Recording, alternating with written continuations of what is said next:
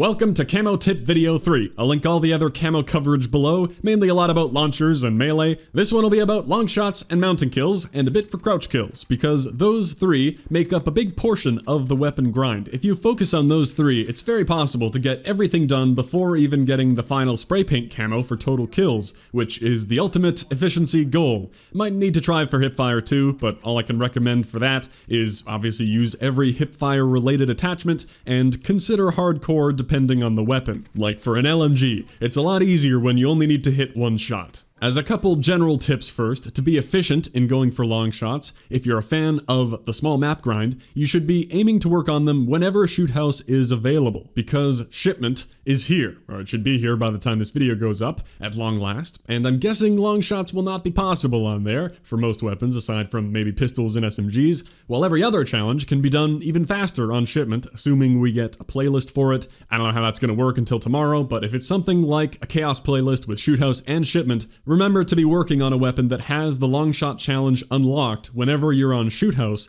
and do something else on shipment, so you don't end up with a weapon where you only need 70 long shots and nothing else. That would be bad. We also have double weapon XP coming up this weekend. Set aside some time if you can. I maxed out quite a few guns in that long event at the end of Season 0 so that I could go back through and do all the long shots in the past couple weeks. That's another mini tip. Remember, whenever one of those XP events happens, which seems to be about twice per season, focus on maxing out your guns and moving on. That may seem obvious, but I saw lots of people showing off how they were getting their gold camos during the double weapon XP. Well, what are you doing, man? Wasting a ton of weapon XP. Don't be finishing the gold. Max out a gun level and drop it. Go on to getting XP for the next one. Then when the event is done, you can go back through and clean up the leftover challenges. Gives you something to do when there isn't a weapon XP event. Right now, I hardly have any gold guns, but a whole lot of them are very close because I maxed them in the event. When it ended, I went through each one to do all the long shots and mounted kills in preparation for shipment, and now they're all ready to finish off. And if you want to use this tracker sheet, you can make a copy of the blank template below. Onward to more about long shots. First, a basic way to get them passively is simply playing Ground War. As long as you don't spend all your time rushing around in tiny buildings, you're going to get into so many engagements that are longer than what you'd be getting on a standard map. If Ground War is all you play, long shots should be completing themselves over time. But if you hate Ground War, that's completely fine. Let's go back to the comfort and safety of Shoot House. Because here, it's super easy to be pairing your long shots with mounted kills, which is great to do, because mounting will help with the recoil, and you need the same number of mounted and long shot kills, so it feels very efficient. My long shot weapon build almost always looked the same, a compensator for strong vertical control, whatever the longest, heaviest barrel was for some help with range and velocity, which may not always be helping me with damage. I don't know the details for every gun at every range, but it does also help with recoil, so I'll take that. And I'm doing a lot of long range mounting, so aim down sight speed isn't the most important in this case, but I do still take the stippled grip, so my handling doesn't feel like complete garbage.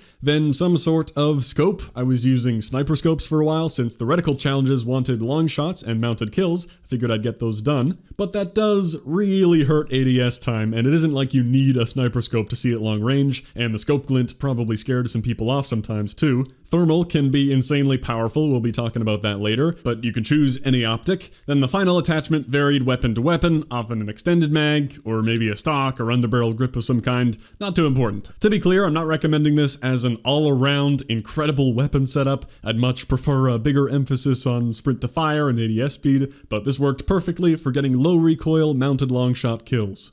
Now let's hop on to Shoot House to show all the lines of sight I was alternating between. My favorite place to be is here in the A side back alley. Obviously there's the main middle mounting spot on both sides. You can mount on the corner for even more cover, mix it up to not be predictable, and take that head glitch fight as often as you want for the whole game. If you've got willing participants, sometimes you'll get enemies who clearly want long shots too. That can be very fun. Also, this is the one very consistent spot for a sniper long shot. Any closer than just below the opposing wall, and it won't count. For things like ARs and SMGs though, the other lanes work too, like in the very back here you can shoot into the office windows for a long shot, but a much better spot I find is the other lane looking at Junkyard. And here I have a somewhat creative spot to share. Most people just lean off the shanty thing, but one, it's very predictable and you're much more exposed than you might think you are. It's easy to pre-fire the people leaning off the side of that thing. And two, SMG long shots are more forgiving, but for ARs, the enemies need to be in the very back of what you can see by the van for it to count as a long shot.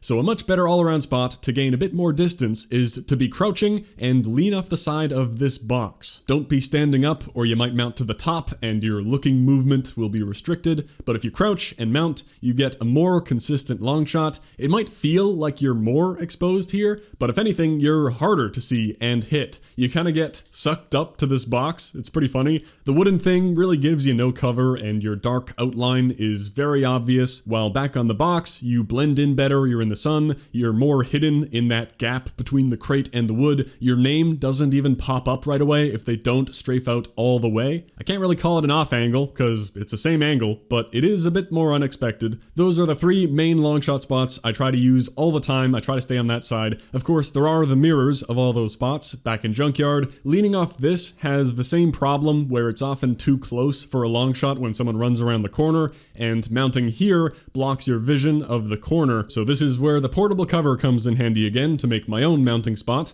for a more consistent long shot. I just go back as far as I can. Same with the office in the very back instead of mounting to the window. Much better for getting that long shot. And of course, the opposite side of the sniper head glitch can be very fun to use, although you have less cover on this side when it comes to hopping up. And finally, you can get up here. It isn't a spot I used much myself, but it is another that makes sniper long shots possible if someone is hanging out way back there, but you can't see half of that lane where people are typically running. It is an option to take people by surprise though. If they're coming from Shantytown and only watching the van area, thinking they're safe, that spot will definitely catch them off guard. As I said though, my overall favorite place to be is the A side because it's way easier to go back and forth from the mid lane to watching Junkyard. Just slide over here, get a few kills, then go back to watch mid, watch right. It's easier to hop up on this side with the cover of the wall. Then when I hear someone tried to pre-fire my corner from Junkyard, well, I'll slide back over there, get that guy. Really being a huge dick, but you need long shots and mount kills, and that's how you do it. Speaking of being a huge dick, adding smoke thermal to this makes it that much worse. Thermal and smoke is just cheating. I mean, it's easy to avoid if you see someone using smoke, or edit your class real quick to put a thermal on your gun too, put on cold-blooded to hide better, don't sit there and treat it like a wall. But a lot of people do that, and don't learn very quickly, for whatever reason, that seeing smoke means you're about to die. You could even run restock and an ammo box to have your smoke up more often, or even go so far as to have the underbarrel smoke launcher. Also, as a mini tip, I'd recommend throwing the smoke on yourself. For whatever reason, it's maybe more intuitive to throw the smoke down the lane, but that's more likely to spook people if anything, because if they see that the lane is blocked off by a smoke, well, they're not going to bother trying to peek it, because obviously they can't see anything, or they'll remember, it must be that thermal asshole again. But if you smoke your own spot, not only are you more hidden from all sides, people might be willing to peek the lane and not realize right away the terrible fate that is about to befall them. So I usually throw the smoke at my own leaning box or under the sniper head glitch wall. I find that better than throwing the smoke down the lane. So off spawn, it's great to bounce it off the wall, stuff like that. Now, because I'm giving the douchebag smoke strategy, I'll also tell you the hard counter. If you want to troll someone who's abusing thermal smoke, aside from just putting on thermal and cold-blooded yourself, which is maybe a more practical option, but the gas grenade is pretty much impossible to see through with thermal, even though it's pretty easy to see through without thermal. Unless they're running the thermal hybrid scope, they'll be blind. I'm glad they kept that counterplay element of something you can't see through with thermal, even though they changed the smoke, because at launch you couldn't see through either of them for realism reasons. Well, there you go. Smoke is yet another thing that can help with those easy mounted long shots. Finally, for pistols, you don't need any mounted kills, only 30 long shots. All I did for those was hop into Hardcore Shoot House and walked around trying to get in long-range engagements. It doesn't need to be as long as it does for rifles. It wasn't bad at all, just apply a lot of the similar stuff we've been talking about. Hardcore is the key to not be tapping away at people with a pea shooter at long range. You might even prefer hardcore for all your long shots, that's usually been the way to go in past games, but because I'm also putting such a focus on mounting, I usually have the recoil and cover advantage, so I don't mind the time to kill being normal one bit. I don't feel like I'd have an easier time of it in hardcore, but totally up to you. One other thing I've heard before is the idea that you can shoot down a streak for a long shot. Well, it isn't exactly that simple. It isn't like a UAV counts as a long shot because it's far away. And in most cases, shooting down a UAV with your gun is not going to give you a long shot. But it is possible. What's actually going on is a further expansion on the same bug we've been discussing for a little while, like how in the last video, the bug where you can get an attacker or defender kill on a flag,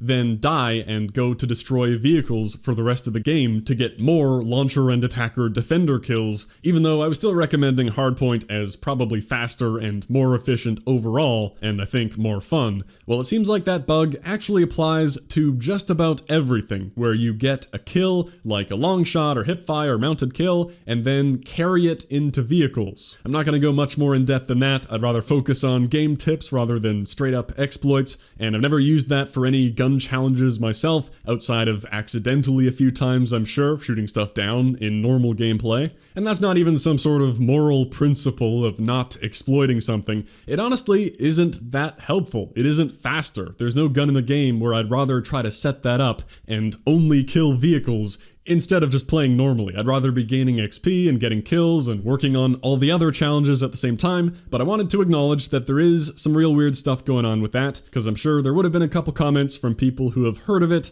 and to clarify for the people who may have thought shooting stuff down counts as a long shot, well no, not exactly. Game is broken, but not really a big deal. Move along, people, nothing to see here. With that out of the way, finally there's the crouching challenge. Seems simple, right? You just have to crouch.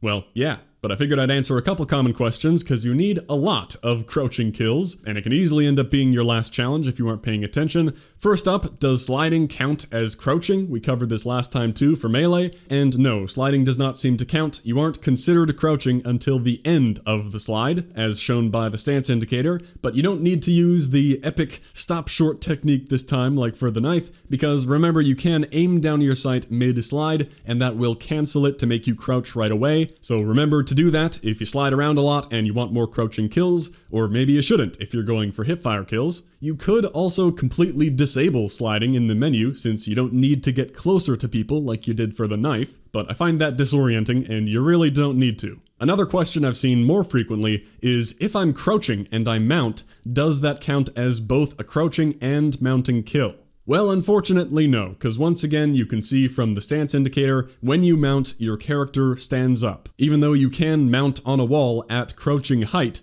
it doesn't matter. So you can't combo crouching and mounting. Too bad. Mounting and long shots go great together, not crouching. You just have to remember to crouch in every gunfight and piss everyone off by doing it. It's like saying you don't even deserve a full drop shot, I only needed to crouch to get that kill. It's like a little teabag mid-gunfight. But you need crouch kills. If you force yourself into that habit, they'll start to go very quickly, or you can move around the entire map crouching all the time, which sounds boring, or maybe not, with an OP shotgun on Shoot House. Double time can increase your crouch movement speed if you really want to do that. Okay, that'll wrap up what I think will be the final camo tip video. I can't imagine having enough for another. We've covered all the most problematic challenges now. Everything else is pretty darn straightforward, I think. You can check out any of the other camo tip videos for more help, mainly with launchers and melee, or ask any other questions below, and maybe someone or I will have some advice for you. Best of luck with Damascus. Thanks for watching. I'll catch you next time.